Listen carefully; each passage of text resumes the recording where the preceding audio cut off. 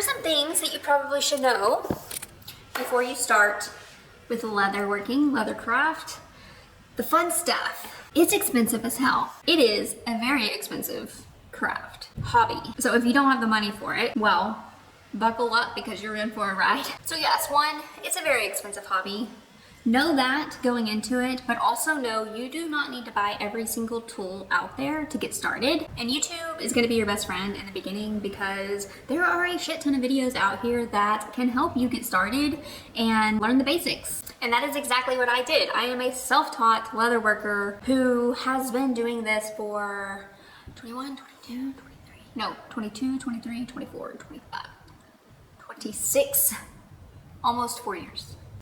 Now, the second thing you should know is you're gonna make some pretty crappy things in the beginning, and that what you see, like what you envision in your head, it's not gonna really turn out in the final product the first time that you make it. Let me show you some examples of that because I have a lot.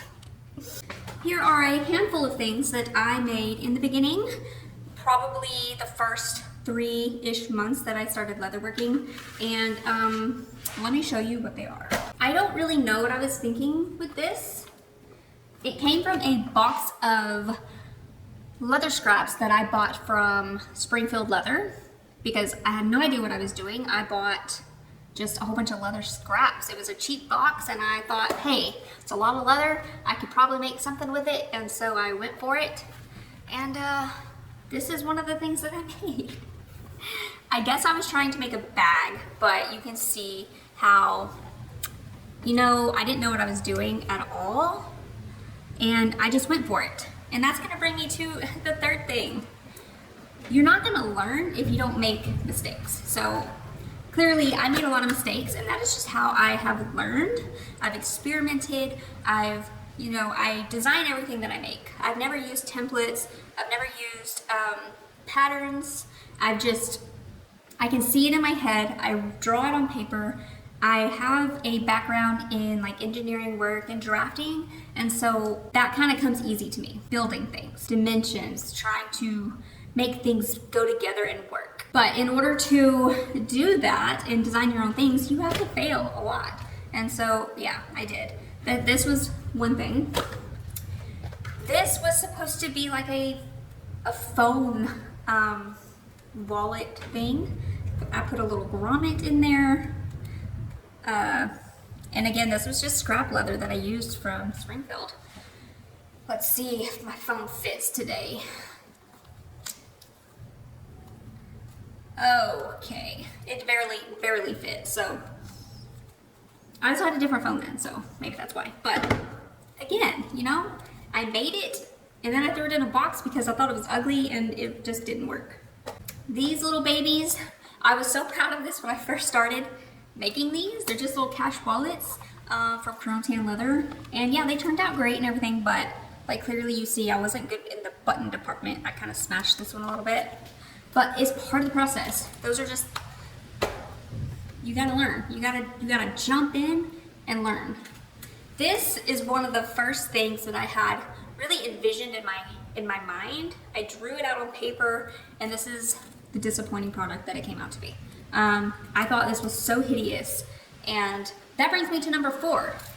Just because it's hideous, the first one that you make, or it doesn't turn out, maybe you use the wrong leather, maybe the dimensions didn't turn out right or whatever, or maybe something like this silly little corner I did. I don't even know what that is, but I tried, right? Just because it doesn't turn out the first time, it almost always turns out the second time when you make your modifications. So remember that. Just because you failed the first time doesn't mean that it's a total waste or trash. It's just called a prototype. You prototyped it, and now you have to make modifications to make it better. And normally, for me, mine always turns out the second go around. However, I did not try to make this again because it just, I don't know. This again was my first like 3 months of leatherworking. Then we have this baby. This was actually a customer order, which brings me to my next number 5. Number 5? Okay, we'll just say number 5. This was a customer order. I had started going to markets and my local farmer's market. And I had someone who had a similar product like this wallet who wanted me to make them the exact same thing because theirs was tearing down. They've had it for a long time and they needed to, they wanted another one exactly like it. So what did I do? I took pictures of it and then I went home and I started to make it. Now, bringing me to number 5,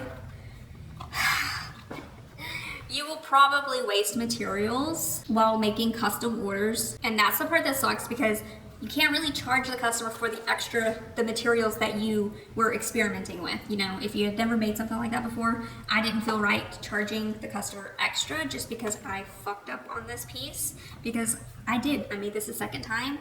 It turned out a lot better, but this was material wasted. But at the same time, you'll learn from it. So is it a total waste? No, you gotta get better, you know? So put that down as like education cost. I don't know. This was a wallet, a money clip wallet that I made. The money clip is gone because I had taken it out and used it, but the cards and stuff and the cash did not fit in here. So that's why it's in this pile of stuff. And this one was a prototype. It did not, honestly, I was actually very proud of this when it turned out. I actually took this out on date night with my husband and I was actually really excited and proud of it, but it just wasn't feeling quite right. So I ordered better leather. I ordered the right ounce of leather, and I pretty much did the exact same design with a few modifications to the tab. And that is when I got my very first bag that I made, not this one, but the very first one that I made that I started selling, which was this one.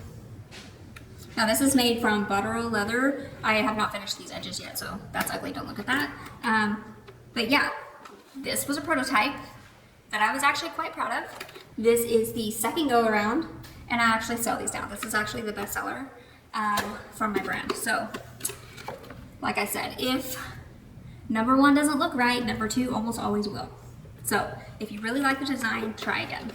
Now this is gonna bring me to number 6. You have to make it fun, right? Or you're not gonna enjoy what you're doing. To me, making it fun is designing things that you like and things that you would use, and maybe you actually make yourself the first one and you keep it. Now, that might sound counterintuitive because it's a very expensive hobby and you have to sell your products to, you know, have a business, right? But as a girly who loves bags, I've actually loved purses my whole life, and that's probably why I truly enjoy making them. But to keep it fun, I envision things that I would use or things that I think look cool, and I prototype them and I make them, and if they turn out, maybe I'll keep the first one. But also you have to test it out in the real world too, to make sure that it's gonna hold up the quality and hold up with use, you know what I mean? So anyways, going into number 6, make it fun. This is a paper pattern that I made. I put it together. This is like a fun little design that I wanted to make, and so I did. And this is the actual prototype. I'm not finished with it yet, but working on stuff like this, you have to do like in your spare time. And number 7, I really want you to think about this. There are no rules when it comes to leatherworking, and I love that so much about this craft. There are no rules. And there will be people who try to tell you that there are rules and that you should not do certain things. You should do certain things when it comes to the way that you do your leather work. And I just want to encourage you to do your rules. As long as it works, your customers are happy and it holds up the way that you say it does, then there is nothing wrong with it. There's nothing wrong with the way that you put it together, the way that you crafted it. This is a craft, right? So there are no rules. Just remember, as long as it works, it works. Hopefully this video was helpful for you or entertaining, but that is kind of where I started, and I wanted to just like give you the insight on what you're about to get yourself into if you're interested in leatherworking and all that cool stuff. Just remember, it is an expensive hobby, but it is very rewarding also. And if you can find a way to make it work, I think you should. I never in a million years thought I'd be out here making purses and bags and wallets that people love. And that's very rewarding to me. I will link tools and things that I use down in the description in case you want to go check them out, so that you can click the link, maybe buy something that you might need to get started in leatherworking. And yeah, I will see you in the next video.